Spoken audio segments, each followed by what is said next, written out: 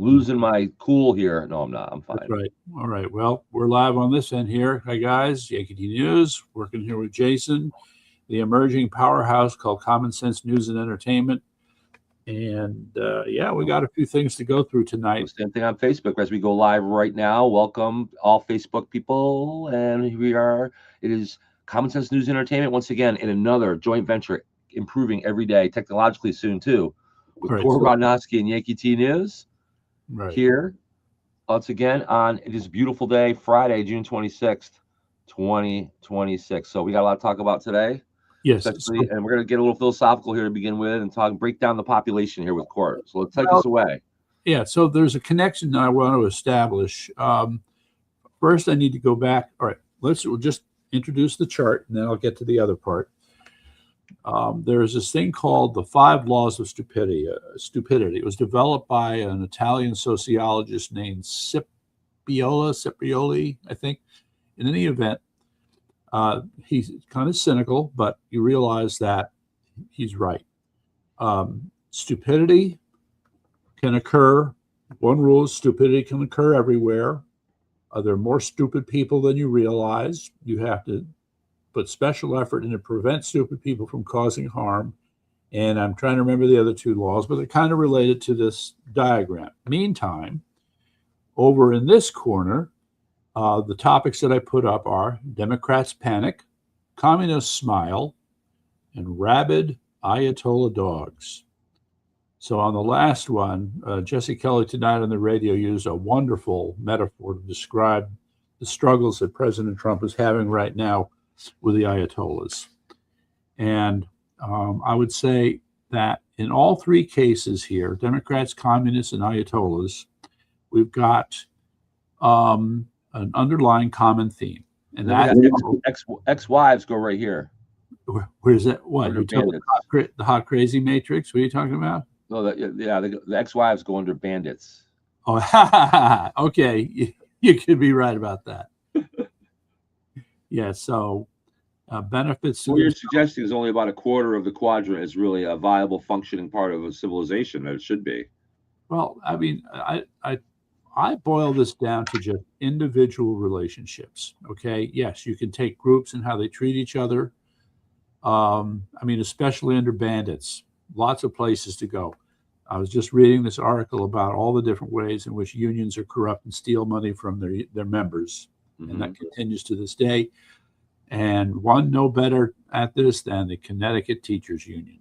Okay, so that's courtesy of the Connecticut Sentinel. We can get into that later too. So the point I want to make is that it's all that I see all of this as quote transactional. All right. Okay.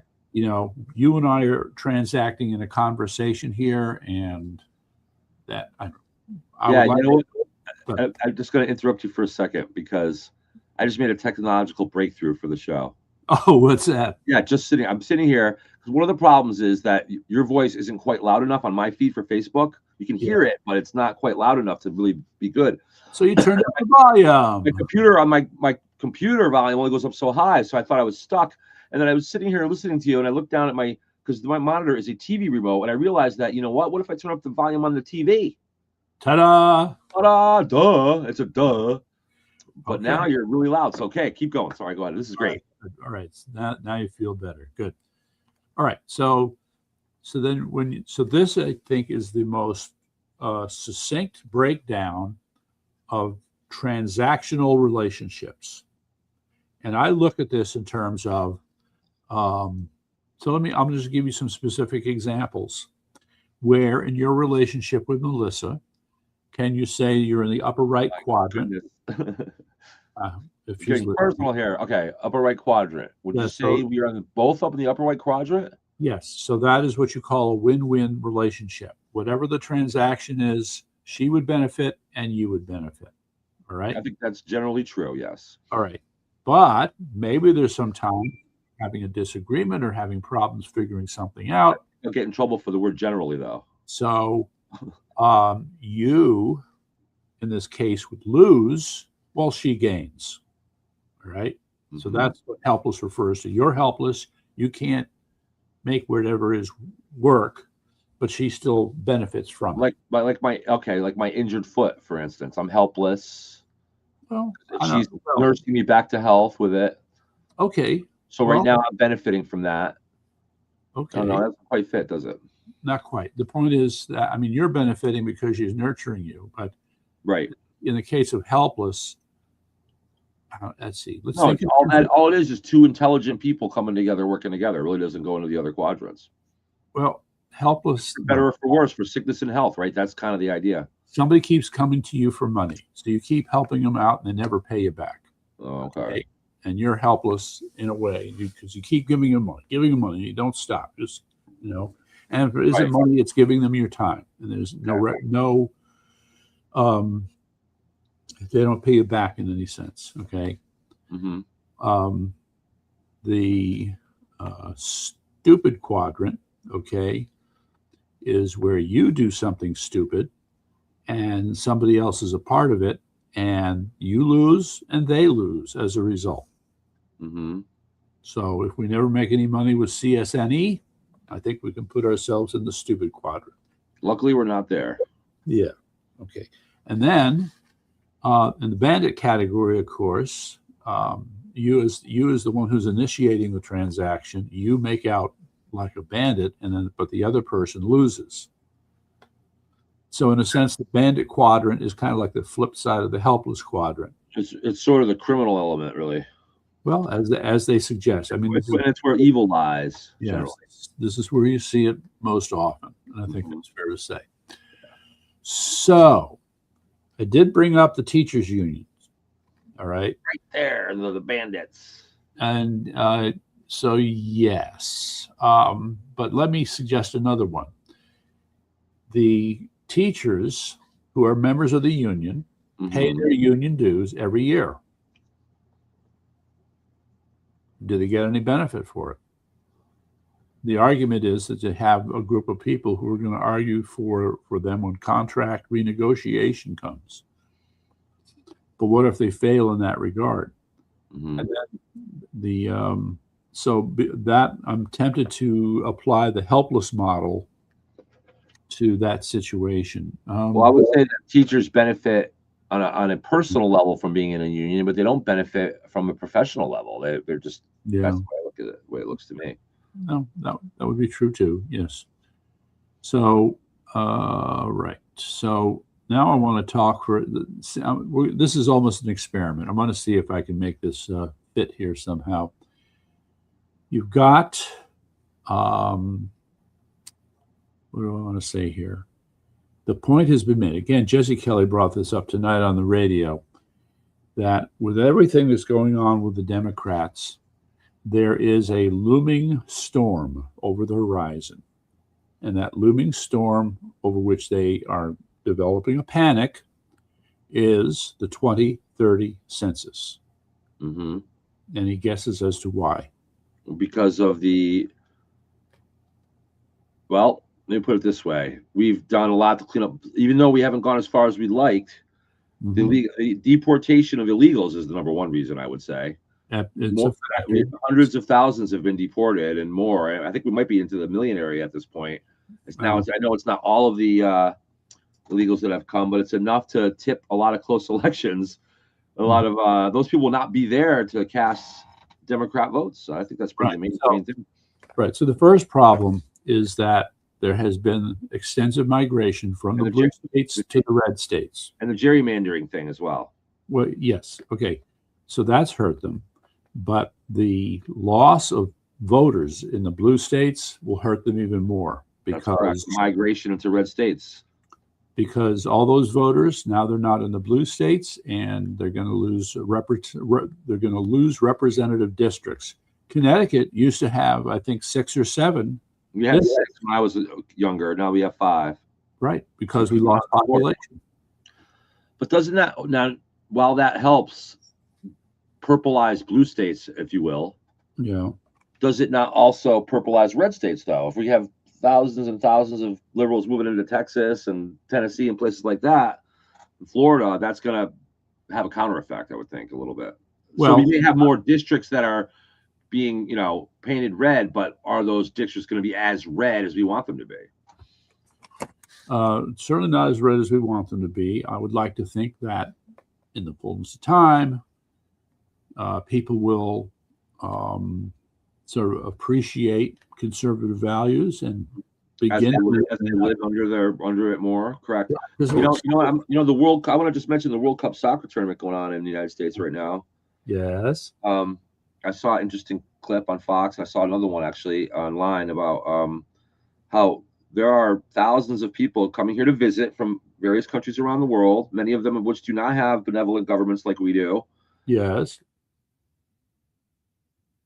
And those people are getting a little bit of that Latino booty that you're talking about there, Court. They can't believe how good that Big Mac really tastes. And or they don't make chicken like this back in Senegal, and I think it's a great statement for what the benefits of freedom and self-determination really do bring. And a lot of these people that have probably never been here before, yes, are here seeing it firsthand. And I think that's a great thing geopolitically, honestly, in the long run. Yeah, well, the news media always has to try to base its ratings on negative reporting. So make the Americans look ugly, make the country look dangerous, make it look like everybody's living a horrible life. We're racist, and there's everything's wrong with the country. Blah blah blah. I'm sure that's what CNN is putting out there. Sorry? I'm sure that's what CNN is putting out there. I have no doubt. Well, you take the Canadian news media. That is another example. I saw this clip of this one Canadian guy who said, I came to America and found out that everything they were saying in Canada was a complete lie about America. And we have moved here because the opportunities are better, and we are so happy we're here. So there you go. There you go. Yeah. So hopefully that, a taste of that, people need to understand how much people don't understand. There is no middle class in the East. There's no such thing as a really strong middle class in the rest of the world. No, has there ever been. Mm-hmm. And that is there's never been a society in the history of the world that was built on and based on a strong middle class. Mm-hmm. It's always been the haves and the have-nots. And then so they're using the very argument that the United States is an exception of. We're the ones that have the best. You have the best chance to become a billionaire here than you do anywhere else. Yes, that would be true. Yeah. No, that's just it. That's just it. People that are out there in the streets of New York. All right. And so the reality is, compared to other countries, this is still the land of opportunity. This is the land to come and invest. Let me echo Jesse Kelly again on another point he made. Somebody asked him the question, how is it that America can freeze Iranian assets, but no one's freezing American assets? And it just, he explained it, and then you kind of go, oh yeah, I guess that would be it. So the joke was, so what are you going to do? If you have money to invest, are you going to invest in Sudan's economy? Yeah, right. You're going to invest in camels? That's the plan, yeah. And how about the Iran food market? So in other words, when they're talking about freezing Iranian assets, those are Iranian assets that are invested in America. Right. Okay. So that's how it happens. And it's just another echo of the fact that this is the land of opportunity. That all these people from other countries, even the friggin' communist Chinese, who are still trying to take us over, also end up investing here because they're making money in the country. Yeah, it's just amazing. So yeah, I look at stuff like this. I think back on my life, and I used to have a very negative attitude towards business when I was a young man in my 20s. I wish I'd had a better start on that.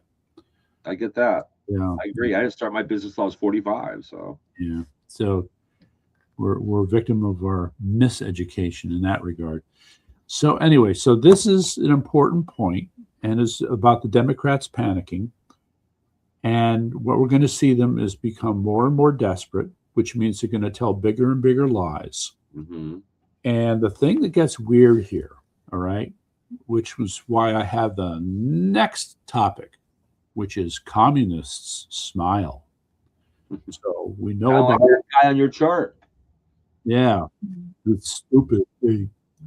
Smiling stupid. Stupid smile. Stupid commie smile. Oh, wait, Eric is here, so let's throw it in. Wait, where'd you go, Eric? Where are you, boy? Hey, boy. Take the chart down. He was down here. Where is he? You can't. What, did he sign off? I don't know. Wait, hold on. There he is. Okay, there we go. There he is. There he is. Dude, you just showed up in time for a classroom review of the laws of stupidity. I can't hear a damn thing. Are you kidding me? I can hear you. I can hear you. Yeah. You must have muted something. Let's see, so yeah, you have to have muted something on your end. I can hear you just fine. Yeah. Oh, there he goes. All right. He's going to reboot. He'll figure it out. He better. No, it's not that important. All right. So the debate around communist smiling is two things: what happened in Los Angeles with a fraudulent election, and what happened in the primaries with the Democrats in New York City a couple days ago. That's right. Okay. Now, scary. Yeah. Well, the preface for that is the man in the street interviews that people were doing, asking them about how they felt about socialism. Now, of course, it was probably selective, but they just kept finding person after person who was saying, oh, yeah, socialism is a good idea. More people should study socialism. Yeah. And they're just sitting there going, yeah. I mean, how long did they brainwash here? Let's see if we get lucky. I don't want to be pessimistic here, but I think we're going to lose our country. No. See there, Eric? Yeah, I can hear. Can you hear me? I hear now. Yeah. Okay. Okay. So there are two things to keep in mind about the primary that happened in New York City. One was low voter turnout. I think it was like 11% of the voters, or 11%. That's compared to what in a typical general election, though? Oh, a typical general election is usually over 50%. Okay. Which is still pathetic, but not as pathetic as 11%. So that's the first part. The second part to keep in mind here is that, George Soros and others have focused in on, how should I say, what's the word? Grooming these candidates. And then they use all the tricks in the book by getting out the vote for Islamists, right? Mm-hmm. As well as communists. And that's enough to put them over the top. However, the part that hasn't been talked about here is how many Jews have been suckered into voting for these people. Okay? They can only hide their anti-Semitism for so long. But then you have these Jews who don't have any problem with it. It's like, dude, you're not seeing the historical connections here. Wow. That's because many Jews, I shouldn't say most, but many Jews are secular. They don't go to temple, and many of them have come up and have adopted a lot of the secular components of the secularist playbook, not least of which would be, aspects of Marxism. David Horowitz spoke very extensively about this. I mean, he was I guess what you would call, for all intents and purposes, from a Jewish family, but both of his parents were communist, and he grew up a communist, and then he changed saw the light. Exactly. So, but this raises a question, though. Why are so many Jews stuck on stupid when it comes to Marxism? This I don't understand. Well, this is ideology. It's like, if this comes back to, like,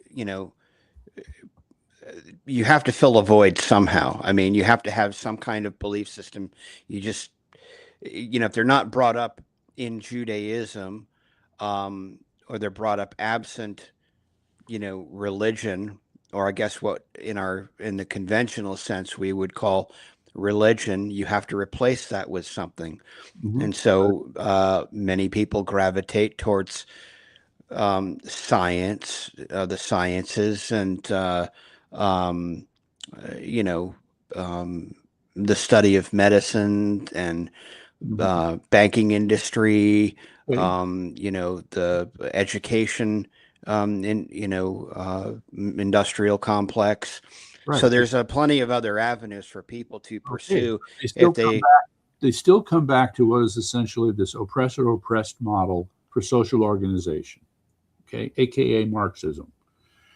And it doesn't have a winning track record. Anybody who looks at that track record can see that it's failed time and time again. Yet, there they are. Yeah, there they are taking over New York City. Right. Because what would happen is if the Jewish population in New York City woke up, these candidates who won wouldn't have had a chance. There was a Jewish vote that carried them. That's insane, but yes, you're right. So yeah, I mean, Islamists, still a small part of the population. I mean, especially in New York City. Well, I know, but even like, look, LGBT is a small component of the population too. But look at how influential they've been, and so it's not them. It's not them in particular. It's the people that are promoting them. I understand, but you have all of these people that have left, and they don't. Most of them don't even understand why. But this comes back to identity, and you know, Court alluded to the oppressor and the oppressed class. So the way that I think maybe either of you or both of you have been familiar, if you've watched some of those older videos with what's his name, that former KGB agent Yuri Bezmenov, and he talked a lot about ideological subversion. Mm-hmm. And training and educating the masses in such a way that creates this oppressor yeah, exactly. Yeah. And so kids, the universities and the schools have, for all intents and purposes, become the temples or the parishes with which people go to worship, if you will, and they are taught a religion, and that religion is Marxism. Class warfare. Exactly. Precisely, 100%. Well, that's the root of the problem. You're hitting right that nail on the head here, Eric. That's the root of I think that's the root of our problem geopolitically. I mean, in America, in this country. Mm-hmm. I mean, that's the root of the problem. What are we teaching our kids? Right. Well, nothing good. We're not sexually molesting our kids in school. What are we doing? What are we teaching them? Oh, not sexually. We're not sexually assaulting our kids in our schools. What are we teaching them? Yeah. Well, how about both? Molesting and propagandizing. Our education system is, let me put this way, our education system in America, and namely in Connecticut, is an absolute, I can't even give it an A, B, C, D, or F. It's a G. It's an absolute failure. It's an absolute F. It's not only that, but it's appalling. It should be investigated from beginning to end, public and private. I think you're being a little bit extreme, but that's okay. No, I'm not. When kids are being sexually assaulted in the schools, and I happen to know that's happening. Okay, they're not all being sexually assaulted. No, they're not all being, but it's not isolated incidents. I know of a place where kids are being shipped like in smaller numbers, but look, one's enough.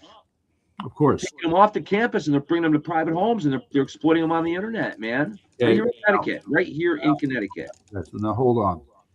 We're not going to get into specifics. No, we're not, but I can tell you generally that's what's happening. I believe what you're alluding to does not involve public education. No, they're not doing this in public schools, but what they're doing in public schools is almost as bad. Mm-hmm. They're promoting transgenderism. They're telling healthy 14, 13-year-old boys, are you sure you're a boy? Yeah. Okay. So we're sliding into yet another fun subject here. Yes, we are. All right. We still what would that be? That would be perhaps the most disastrous state agency of all, the Department of Children and Families. Okay. Their reputation is beyond horrible. The Department of the Death of Children and Families, I call them. Yeah. No, the stuff that's coming to light about the DCF is pretty damn shocking. And even then, there's no sense of urgency. There's no pressure. There's no cry of alarm over. No, because the media is not covering it. The mainstream media is not. Well, it's not just that, but I think it's there's more to it than just that. I don't think you can point to just any one thing. I think it's been a collective sort of, there's sort of this collective apathy, if you will, between the media, Well, right, between media, between generations who have, and I would say that the You're sitting in zero. the boomer generation, my generation, and a portion of maybe a cross section of millennials as well. I mean, you have at least three generations that have become, and I talk about this ad nauseum, or ad infinitum, but I hate, Infinite. and ad infinitum, whatever. But I hate repeating myself, and it comes back to this idea that, Get used to it. well, no, I'm not getting used to it. I mean, I'm not. It's there. It's something we're subjected to, but do you tolerate it or do you speak out against it? And I think that that's the larger component of the problem. And I think there's enough people now that have identified it as a spiritual problem. They see it now. Many people who weren't before, but they see it as a spiritual problem. All right. And Well, you're framing this one way. I may like to offer to frame it another, and that is the religious component of this becomes a function of. Before I finish the statement, are you aware of the fact that it's about 90% of homeschooling is with Christian parents? okay, that's good.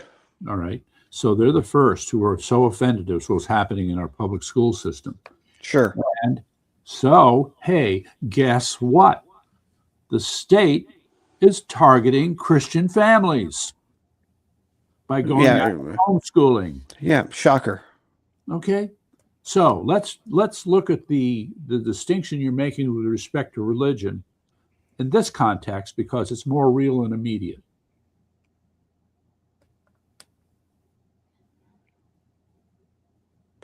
Well, I mean, right, but this kind of goes back to the idea that I can't remember who was it that made the commentary, and I think it was Mao Zedong had said something. I don't remember what the context of the conversation was such that yes, that communist China had thought that the greatest obstacle for taking infiltrating the United States and then subverting the entire population was the idea that people believed in God, and so they said that would be the greatest obstacle that you would have to overcome, is to shake people's faith in God. I don't think Mao came up with that idea. Well, it doesn't matter whether he came up with the idea or not. The point that he was making was that in order to subvert the entire population of the United States, you would have to undermine a portion. I don't know what percentage of the population, but at least a large enough cross section of the population. You would have to undermine their faith in God. That was the point that was being made. And so to that end, he's made a lot of progress, because back in 1970, 90% of the population of America considered themselves Christian, and today that number is about 70%. Sure. Okay. Right. Yet at the same time, the late Charlie Kirk inspired a lot of kids to go back to church. Sure. Yep. But you can see that this war just continues to drone. I mean, and when I say war, I'm talking about the ideological war that we're in the throes of. Just seems to keep droning on and on and on and on and on. Okay. And I've long said that evil's only purpose is self-destruction, and so eventually it destroys itself. And the different thing is that struggle you're talking about, we've largely in the United States been able to stay away from, and now it's here. It's front and center right now. Yeah, it's here. Absolutely. Front and center now. Yep. But we were able to go. I think. I mean, not that there hasn't always been some form of religious oppression in this country, but it's become systematic over the last 15 years. I think a lot more. Well, let's use what should I say? Rather. It's the word I'm looking for. Loud example. Remember that church service in Minneapolis that was interrupted by the protesters, and Don Lemon was running around? Oh, right. I remember that. Yeah. Okay. Right. You know, there's a level. Okay, so this was terrible. They were breaking the law and other things, but there's a part of me that looks at something like that and says, this just shows just how desperate they're getting. Okay, if you're going to see, I don't take the same dim view about what's happening with religion in America. We go through cycles, and I think we're on an upswing here. And for people like Don Lemon, who don't believe in God and hate people who believe in God, they got to do something desperate like this in order to try and lash out and try and work against religion. You're right, as long as it doesn't spread, though. As long as this kind of thing doesn't spread, that's where the difference is here. You know. Yeah. Well, all right. So then you can look at it like they're making an advancement. They're starting to create a third world religious suppression atmosphere in our country that didn't exist before as much. Okay, so I'm not. So let me try it this way. The point has been made that these people who voted for these characters in the New York City primary don't have a lot of friends out in the middle of America. No, that's true. But now, what do you got? Chicago, Seattle. I mean, this is going to turn into a Hunger Games situation. It's going to be the urban socialist against the freedom fighters of the country. I mean, that's what this is shaping up to be. Yeah. Well, meantime, we got our own front row. So I got to ask you, Jason, I know you've been really busy. Will it be tomorrow when you have a chance to sit down and start pulling together your names and adding them to the key list? No, but it might be Sunday. It'll probably be the day. Sunday. Okay. Just want to remind you, I'd like to, whatever you can do to build the list. I understand. Right. But all right. So you know. All right. Yeah. Like even when we get done tonight, I still have like a good 90 minutes worth of work to do just to document everything I did out in the field today. Right. So it's overwhelming, but we're doing our best. All right. Meantime, I want to bring up the RabidAyatollahDogs. Oh, okay. Rough. Yes. Again, thank you, Jesse Kelly. I'm going to put on my perilous E flat chord for that one. That's good. All right, go ahead. I can live with that. Yeah. Yeah. All right. I don't know. Oh, by the way, Eric's pretty good on the guitar, so maybe we'll have a chance sometime. I've not picked up my guitar in a long time. I know. A very long time. Right. I have a guitar too, and I haven't picked up my guitar in a long time. I pick up this instead, my little mini guitar. Yeah. I haven't played a real guitar in like 20 years. Yeah. Well, you realize when you want to sit down and really play guitar, you got to be able to devote the time to it, and we don't have the time. That's I always find time for my little yeah, when you don't have the time, you don't have the time for that every day. Yeah. Anyway, if you have the time, we've got the beer. Yeah. Well, right. RabidAyatollahDogs who don't drink beer. Yeah, all right. Do you remember that commercial? Yeah, Miller Time, baby. Oh yeah. Yeah. So anyway, Rabid. All right, for the third time, guys. RabidAyatollahDogs. All right. Okay. Run with it. Go ahead. Bring it on. All right. So Jesse Kelly developed this metaphor where he suggested the current negotiations with the Iranians, the IRGC and the Ayatollahs, is akin to attempting to take a rabid dog for a walk. Constantly. I agree. I agree 150%. Great image. I think it's fantastic. And so, yes, so here he is. So Trump is trying to, make everything look good, fine, have a nice little dog here, snapping, yarling, frothing at the mouth, lashing out. Attacking us while we're negotiating with him, and we ignore it. And he's trying to get the dog from one place to another, and the dog's having nothing to do with it. Wow. Okay. So that's the Ayatollahs. They are like rabid dogs. And I think it's a good fit. And what do we do with rabid dogs, Court? Yeah, we put them down. Put them down. That's right. We put them down. Okay. So, well, he didn't follow up on that thought, but I think it doesn't take too much to think about it. That's what we do here at CSNE. We follow up on that thought. Okay. Well, yeah, and you should follow up on it. Right. So the other point here is that somebody made the observation, doesn't Trump and Vance and Marco know that they're dealing with maniacs who are only thinking in terms of religion and don't care about anything else? Don't care about Trump's deal. Yes. They don't care if they have 20 casinos. They don't care. Yes. Okay. But they know that, right? Of course they know So, that. all right. So then why are they doing this, right? I mean, That's I know. my question. Sorry? That's my question. Why are they doing this? Okay. Oil. It's that simple. Or gas prices, to be more specific. Oil. That's right. And we've seen the results. I mean, to the extent that he keeps trying to put lipstick on this rabid dog, the oil prices continue to come down. What are they today? $70 a barrel? Something like that? Well, they're not coming down in Connecticut very much to correspond with this big drop. This has been that's always the case, right?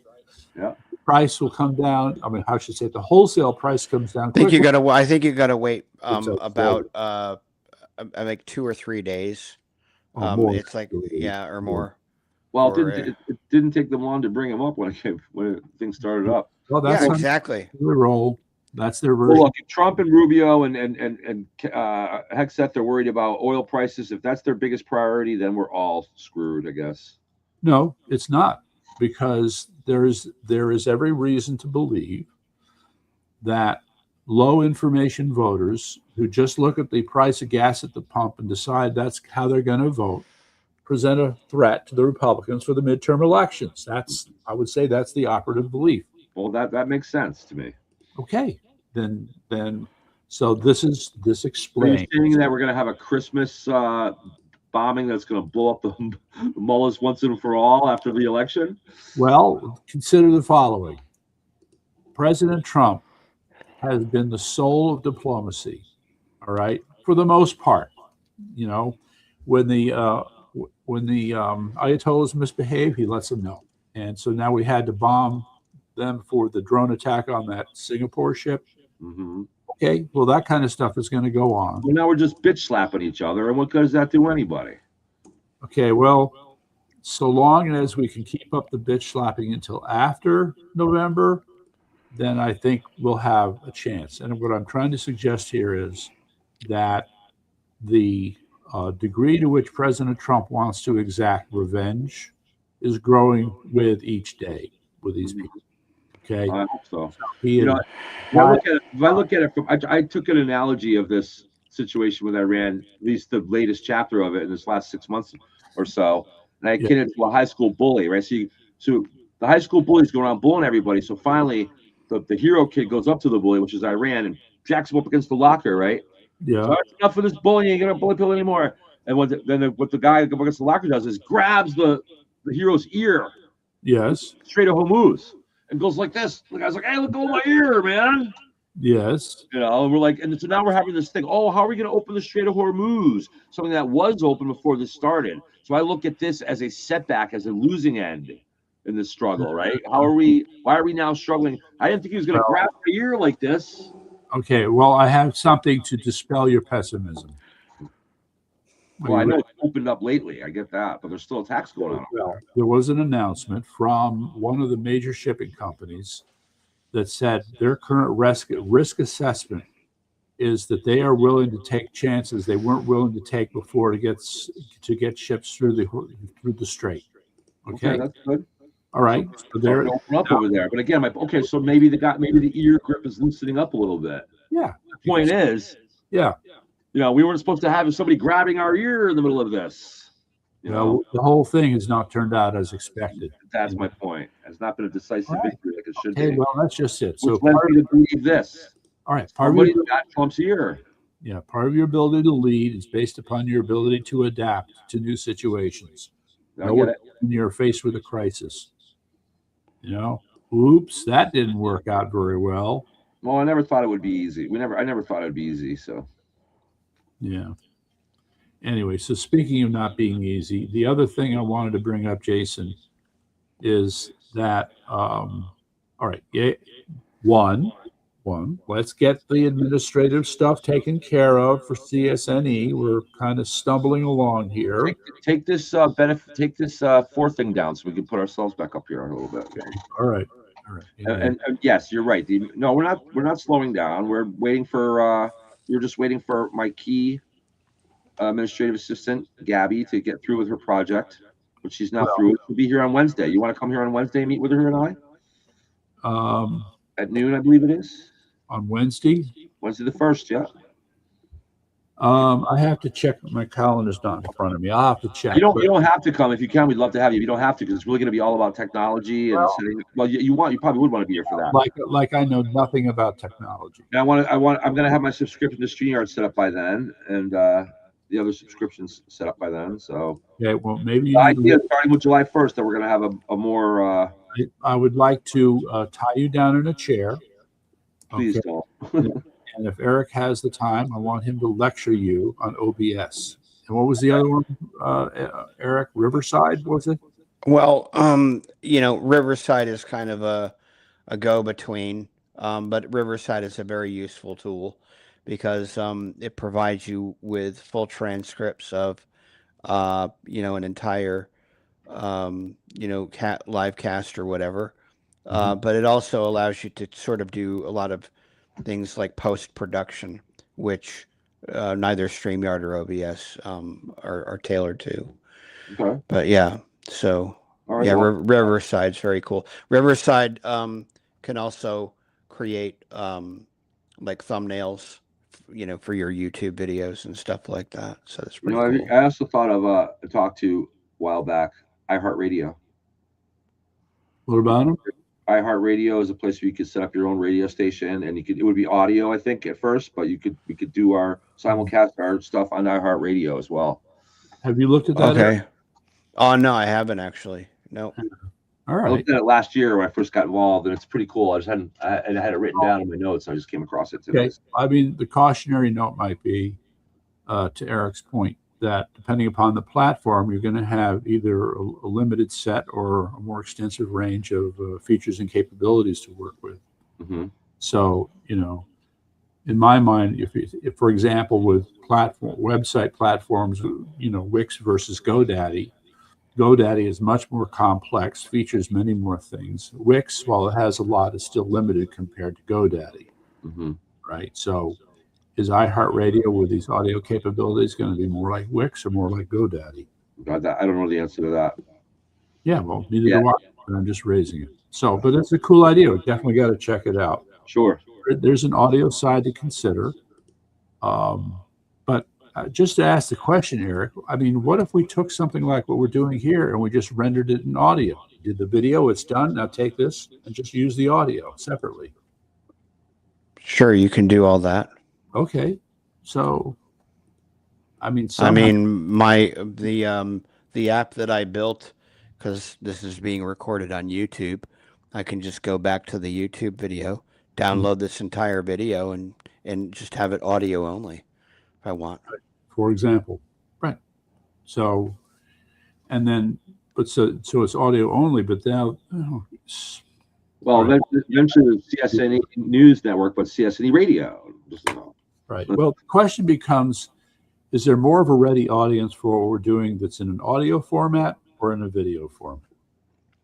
Sometimes you have to cast a wide net to see where, what becomes more effective. And, you'll have some people that just prefer to listen and not watch. And then you'll have people that will do both, or, and then you just have audiences that are only interested in video or just watching the video. They'll go on YouTube and they'll watch the video. Well, if you look at traditional media, right, radio, which is obviously audio, that's where most of the conservatives, there's a lot of conservative audience on talk radio. And so whereas visual TV, I think, is a little more mainstream. So maybe it's the same way here. Well, I mean, could be. There seems to be a fundamental split. What it comes down to, people couldn't explain this. So you take Rush Limbaugh. He used to have a TV show, right? They did for a short time, yes. That's right. Okay, Well, he was successful on radio, Not went on to television. TV, but not on TV. That's correct. He admitted that. Well, but while he was admitting it, he also suggested that how should I say this? People who are more conservative have a sharper ear for bullshit, Mm-hmm. and it's an ear. It's not an eye. Okay, so when you're looking at visual things, it's easier to bullshit you with visual things. So you end up with more liberal people would absorb the visual medium, and conservatives are kind of sitting there like. Mm-hmm. Well, I mean, I would push back a little bit on that, only because, like, for example, some people who are inclined to, listening to detailed discussions or refined discussions, are people that are well read or informed. I enjoy watching debates, watching debates, because I can see the facial expressions of the people. Well, yeah, and I think some people want to actually be able to look at the people that they're listening to. So, I think somebody has a podcast. I can't remember his name. He says that he has a face. Wait a minute. Face for radio, yes. Yeah, a face for radio or something like that, and Yeah. a voice for TV or something like that. It's just a funny sort of thing. Yeah. So. Are you saying that ugly people are better off on the radio? Well, those. Well, I mean, I think people who are, Howard Stern has a face for radio. Sure, but I mean, he's done well in both mediums. I think, That's because, shall we say, he breaks a few rules. Or used to. Well, yeah. I mean, I remember I used to listen to him when he was on WNBC, Sure. like a long, long time ago, like back in the early 80s, I think it was. Yeah. And I mean, he was entertaining, and he wasn't wasn't catbox humor. He started getting into that, like, more towards the mid to the late 80s. He started getting into that catbox humor, and appealing to just stupidity and that sort of thing. Which I didn't really. I mean, my stepfather was really into him for a while. Yeah. He was like hilarious in the beginning. Like, when he first. Well, that's he's a rebel. Yeah, I mean, I used to like to listen out there like nothing, He used to do, like, I don't know, he would say something silly, and then he would have people in the studio like clapping or whatever, and that was funny, because it was spontaneous and you weren't expecting anything like that. But right. Yeah, I mean, I listened to Don Imus. I was a huge fan of Don Imus. Listened to him. I was listening to Glenn Beck a little bit. I don't know. Glenn Beck is an acquired taste. I think that he tends to be a little bit. What is the term? He's a beta male. No, that's not the. I mean, maybe he is, but I think he has this. He tends to be a little bit too emotive, or there's an emotional component. Beta male. Okay, that wouldn't have been the descriptor that I would use. There is a word that describes the way that somebody delivers. Okay, male. How's that sound? Yeah, no, it's not what I'm looking for. I understand what you're saying, but that's not the word I'm looking for. Mm-hmm. Yeah. So. All right. Well, keep working on it. I'm sure you'll come up with something for him. He's like soft shoe and just a little bit too hyper emotional. Yeah. But on the other hand, he's provided the most comprehensive, detailed analyses. I would say he was the first to tell people about George Soros and the Tides Foundation. Mm-hmm. Sure. And I don't know where the legal loopholes that George Soros manages to get away with, but there's got to be something that can find these guys, this guy's doing. So is it legal just to fund the destruction of a country? Perfectly legal? Well, no, I mean, there are so many. Look, this country is so hugely complex. Okay, there are so many layers to go through in what constitutes the federal government. All right, so people talk about the three branches of government, right? But now we're beginning to finally focus on the fourth branch of government. And the media. No, the NGOs. Oh yeah. Okay, the NGOs become I almost want to say like thugs in a sense. They get all this money, and then things that are not passed through Congress, but liberals want to get done. So then they use, offices like USAID to solicit bids for a project. They fund these wacky things like transgender support services in Uganda.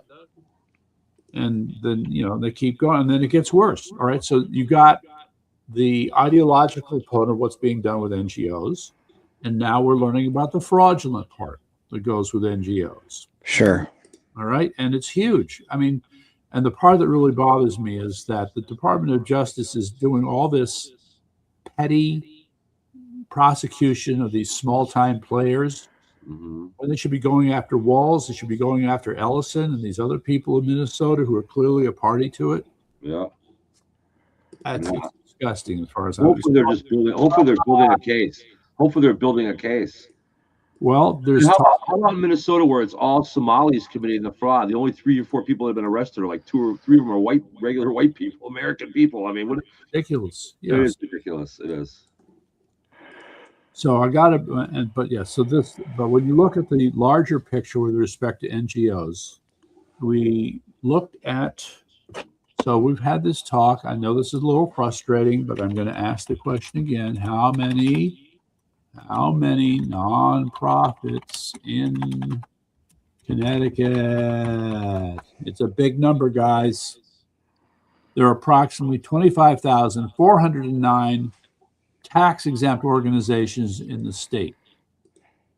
What? Including 20? Okay. So most of them are 501c3. So then about 5,000 would be 501c4 and other types of organizations. How many of those are harming us?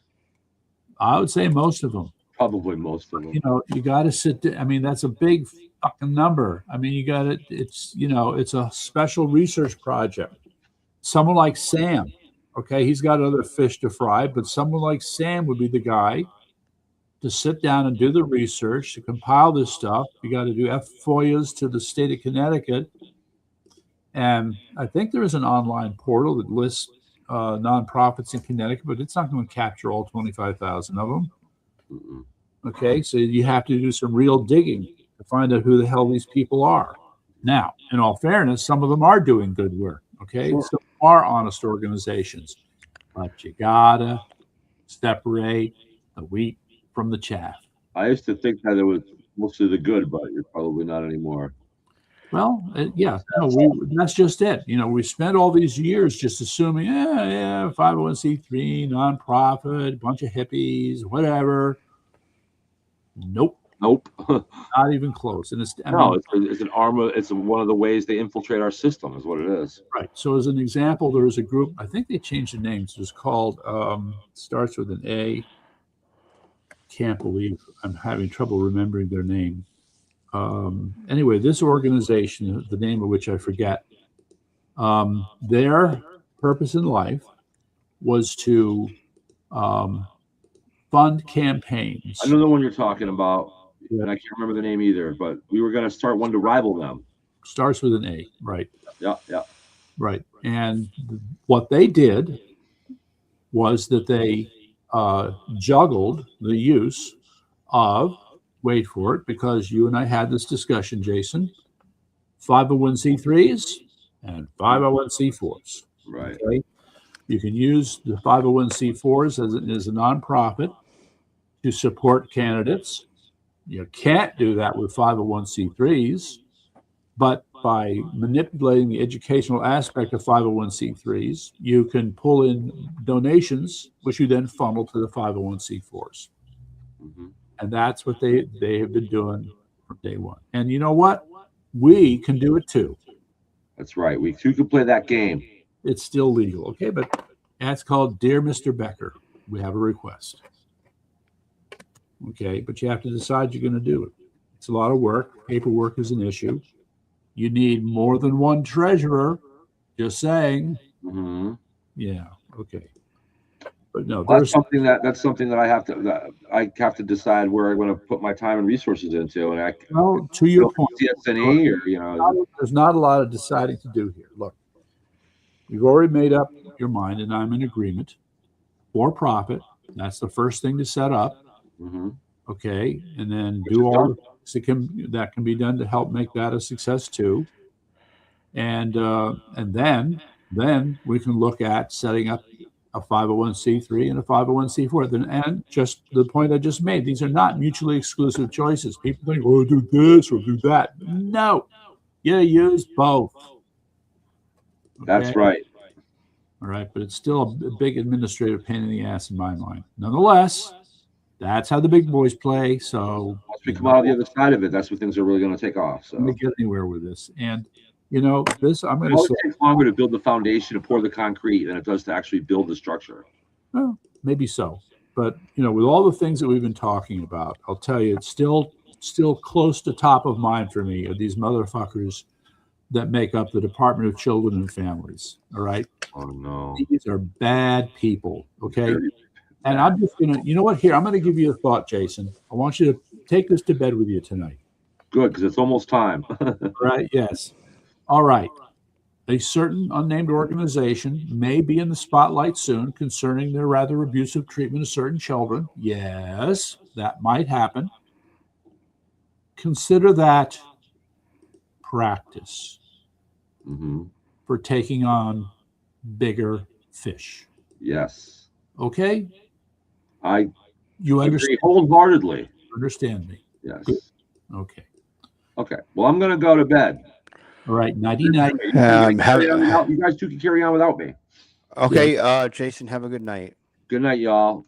For everybody here at Common Sense News Entertainment, remember the battle is always between the state and the family. Good night, everybody. Yeah, well, that's what we've been talking about a lot, right? That's right. And somebody just came on as we're signing off. What's this? That's crazy. Anyway, so there you go. So, you there? Yep, I'm here. Yeah, I'm here. You don't see me? Yeah, for some reason or other, when he left. What happened? I went audio? You can't hear. Oh.